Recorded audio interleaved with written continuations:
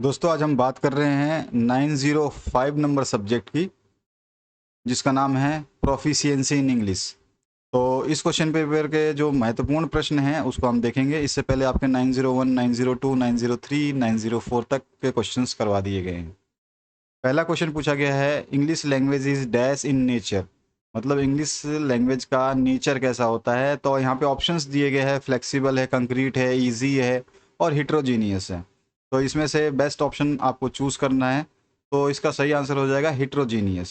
यानी कि इंग्लिश जो है ये कई सारी लैंग्वेज को ग्रामर से बनी हुई है, उसमें एडॉप्ट किया जाता है ग्रामर को, इसलिए ये हिट्रोजीनियस है। नेक्स्ट जो क्वेश्चन है, the second language L2 is usually dash.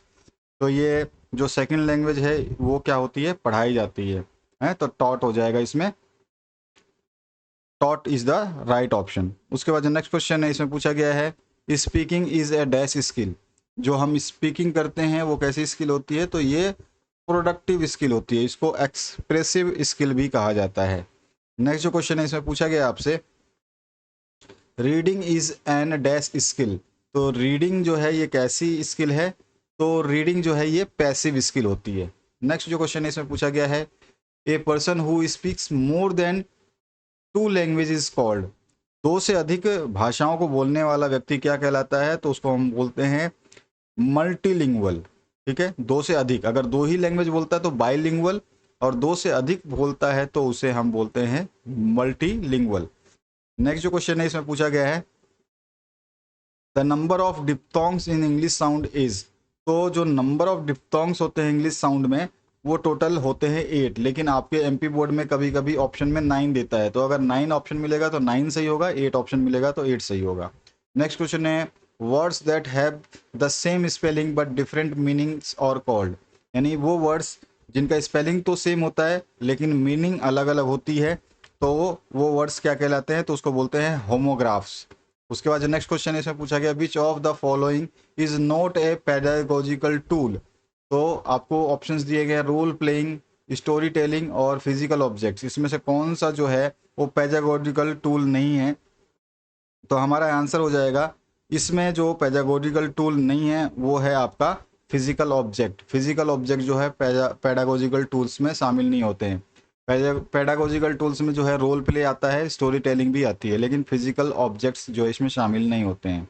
Next जो क्वेश्चन है, dash is the term use to indicate whether the subject is doing और रिसीविंग द एक्शन। मतलब हम कौन से ऐसे शब्द का प्रयोग करते हैं जिसमें ये होता है कि जो भी यूज़र है वो जो इंफॉर्मेशन है उसको रिसीव कर रहा है या जो है कोई एक्शन दे रहा है, तो हम कह सकते हैं उसे voice. Voice is the term use to indicate whether the subject is doing और रिसीविंग द एक्शन। उसके बाद जो नेक्स्ट क्वेश्चन इसमें पूछा गया, one of the characteristics of good paragraph is its dash. तो एक अच्छे पैराग्राफ की खासियत होती है उसकी यूनिटी। ठीक है, वो कितने अच्छे तरीके से यूनाइट किया गया है। नेक्स्ट जो क्वेश्चन है, इसमें पूछा गया है, कंप्लीट द सीक्वेंस। अब इसमें सीक्वेंस दिया गया है, पहले है प्री रीडिंग, दूसरा है वाइल रीडिंग, और जो तीसरा आता है उसे हम बोलते हैं पोस्ट रीडिंग। इसके बाद जो नेक्स्ट क्वेश्चन है, इसमें पूछा गया है, in the government school of MP English is taught as dash language. तो गवर्नमेंट स्कूलों में इंग्लिश जो है सेकंड लैंग्वेज के रूप में पढ़ाया जाता है, तो यहाँ पे आ जाएगा सेकंड लैंग्वेज। नेक्स्ट जो क्वेश्चन है, define a sentence with one example. यानी सेंटेंस को आपको परिभाषित करना है एक एग्जाम्पल के थ्रू। तो सेंटेंस जो है ये ग्रुप ऑफ वर्ड्स होता है दैट मेक्स कंप्लीट सेंस, जिसका कोई ना कोई सही अर्थ निकले। जैसे कि हम बोल सकते हैं, रोज इज रेड, यानी गुलाब लाल है। ठीक है, the sun rises in the east, सूरज जो है पूरब में उगता है। तो इस तरह से सेंटेंस का मीनिंगफुल मतलब निकले तो उसे ही हम जो है सेंटेंस कहते हैं जिसका सेंस हो। ये sentence is a group of word that makes complete sense. इसके बाद जो नेक्स्ट क्वेश्चन है, इसमें पूछा गया है, define differentiate between transitive and intransitive verbs. दो तरह के वर्ब्स आपसे पूछे गए हैं, आपको बताना है ट्रांजिटिव वर्ब क्या होता है। तो ट्रांजिटिव वर्ब्स जो होते हैं ये, इनको एक ज़रूरत होती है ऑब्जेक्ट को।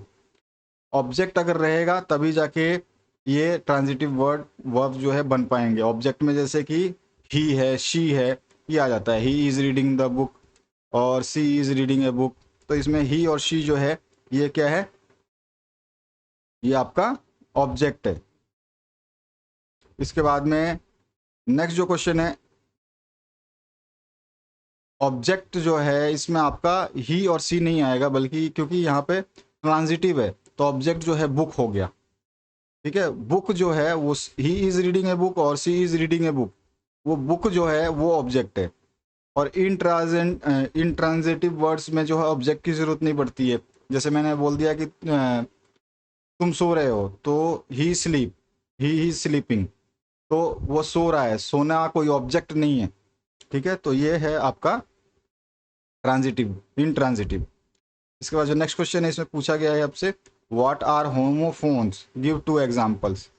तो होमोफोन्स क्या होते हैं, इनकी जो है साउंड सेम होती है, जो वर्ड्स होते हैं उनकी साउंड सेम होती है, बट स्पेलिंग अलग अलग होती है और मीनिंग भी अलग अलग होते हैं। The words that sounds the same but have different spelling and meaning are called homophones. जैसे कि हम बोल सकते हैं सी, तो एक सी होता है SEA और एक होता है SEE, दोनों ही सी हैं, बोलने में सी आवाज़ आ रही है, लेकिन दोनों का अर्थ मतलब अलग अलग निकलता है। सी मतलब समुद्र, SEA मतलब समुद्र, और SEE मतलब देखना। इसी तरह से हम सन और सन, सन मतलब सूरज और सन मतलब बेटा, बोलने में दोनों एक जैसे हैं, स्पेलिंग अलग अलग है, मीनिंग भी अलग अलग है, तो इसी ही हम होमोग्राफ्स कहते हैं। इसके बाद होमोफोन्स कहते हैं। इसके बाद एक और क्वेश्चन इसी तरह का बनता है जिसमें होमोग्राफ्स क्या होते हैं। तो होमोग्राफ्स क्या होते हैं, तो इसकी स्पेलिंग जो है वो आपकी सेम होती है, होमोग्राफ्स की स्पेलिंग जो है वो सेम होती है,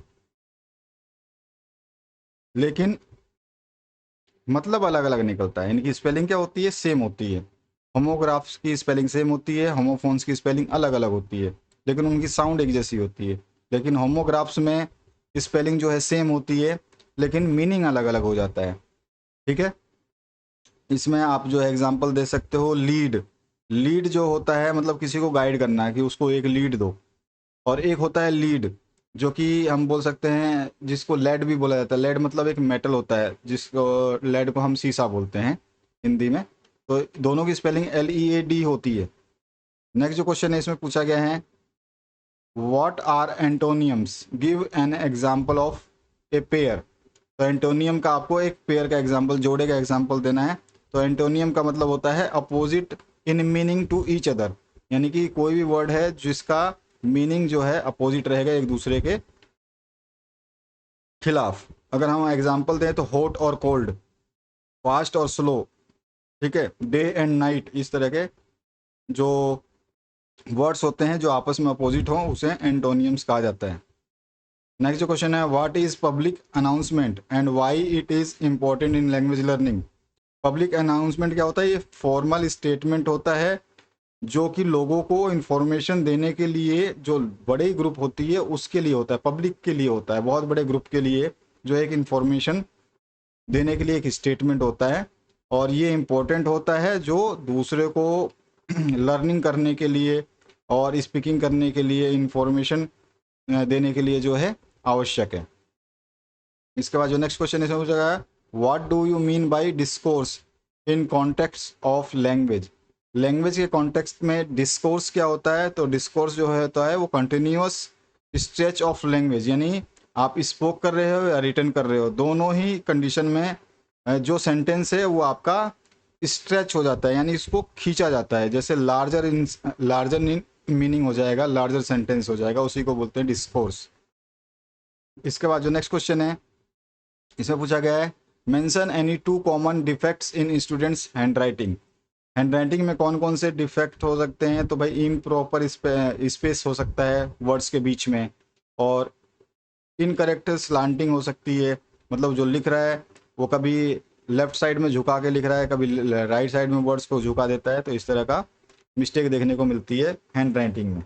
इसके बाद जो नेक्स्ट क्वेश्चन है इसमें पूछा गया है, define the process of dictation in classroom setting. तो आपको बताना है डिक्टेशन क्या होता है। तो dictation is a classroom activity where the teacher reads a passage aloud, यानी बहुत तेजी से वो जो है टीचर उसको पढ़ता है और स्टूडेंट जो है उसको राइट करते हैं अपने बुक में, नोटबुक में, एग्जैक्टली जैसा वो सुनते हैं और इसका फ़ायदा क्या होता है कि उनकी स्पेलिंग और लिसनिंग स्किल जो है इम्प्रूव होती है। नेक्स्ट जो क्वेश्चन है, why is story telling considered as an effective pedagogical tool. तो जो स्टोरी टेलिंग है इसको एक इफेक्टिव पैडागोजिकल टूल के रूप में क्यों माना जाता है? तो यहाँ पर जो है बच्चे इम्प्रूव करते हैं लिसनिंग स्किल, ठीक है, और जो नए नए वोकाबलरीज को सीखते हैं, और लर्निंग जो है उनका इंजॉयबल बन जाता है क्योंकि स्टोरी के माध्यम से उनको पढ़ाया जाता है तो इन्जॉय करते हैं वो लोग। Define an adjective and name any two kinds of it. Adjective क्या होता है? Adjective is a word that describe और ए नाउन और प्रोनाउन, ठीक है। एक एडजेक्टिव जो है एक वर्ड होता है जो डिस्क्राइब करता है नाउन या प्रोनाउन को, ठीक है। इसके काइंड्स होते हैं, तो आपका एडजेक्टिव ऑफ क्वालिटी होता है, एडजेक्टिव ऑफ क्वांटिटी होता है, ये दो तरह के इसके काइंड्स हैं। Write a brief note on English as an associated official language in India. तो इसके ऊपर छोटा सा आपको पैराग्राफ लिखना है कि भाई जो इंग्लिश है वो एक ऑफिशियल लैंग्वेज है, ठीक है। इसके ऊपर आपको छोटा सा पैराग्राफ लिखना है क्योंकि ये जो है हर जगह पे यूज़ होता है, communication across the different state cities and nations. इसके बाद जो नेक्स्ट क्वेश्चन पूछा गया, explain difference between reading for global comprehension and reading for local comprehension. इन दोनों के बारे में जो है आपको थोड़ा सा आपको बताना है कि डिफरेंस क्या होता है। इसके बाद जो नेक्स्ट क्वेश्चन इसमें पूछा गया, what do you mean by silent reading, describe its importance and advantage for learners. Next question है, distinguish between active vocabulary and passive vocabulary with examples आपको बताना है। Name various material aids use in teaching of reading, describe any one of them in detail. Write an application to the principal of your college requesting a character certificate. Character certificate आपको मांगना है तो आप जो है एक letter आपको लिखना है अपने प्रिंसिपल को। इसके बाद जो नेक्स्ट क्वेश्चन है इसी में और पार्ट है, write a letter to a health officer regarding insanitary condition in your locality. आपके जो एरिया है, आपकी लोकेलिटी है, वहाँ पर जो है गंदगी फैली हुई है, इसके रिगार्डिंग आपको हेल्थ ऑफिसर को एक जो है लेटर लिखना है। और नेम द डिफरेंट सब स्किल्स ऑफ रीडिंग, जैसे स्कैनिंग स्कीमिंग के बारे में आप जानते हैं, इसको आपको डिटेल में थोड़ा सा बताना है किसी एक के बारे में, और ये सब स्किल्स होते हैं रीडिंग के, ठीक है, स्कैनिंग और स्कीमिंग। तो ये था आपका महत्वपूर्ण प्रश्नों का श्रृंखला। इस प्रश्नों को आप आसानी से तैयार कर सकते हैं, हमारे नोट्स के माध्यम से भी इनको तैयार कर सकते हैं। इस तरह के बहुत सारे प्रश्न आपको करवा दिए गए हैं 901, 2, 3 और 4 में। ये 5th नंबर पेपर था जिसके हमने महत्वपूर्ण प्रश्न देखे हैं। आने वाले समय में आपके और भी जो सब्जेक्ट है उनको दे दिया जाएगा। तब तक आप जितने भी सब्जेक्ट्स आपको दिए गए हैं इनको ज़रूर तैयार करें। नोट्स के माध्यम से अगर आप पढ़ना चाहते हैं तो सबसे बेहतरीन रहेगा, आपको टेंशन लेने की ज़रूरत नहीं। जो क्वेश्चंस दिए गए हैं नोट्स में केवल उनको रीड करना है, बाकी आपको कोई परेशानी नहीं होगी। Thank you very much, have a good day.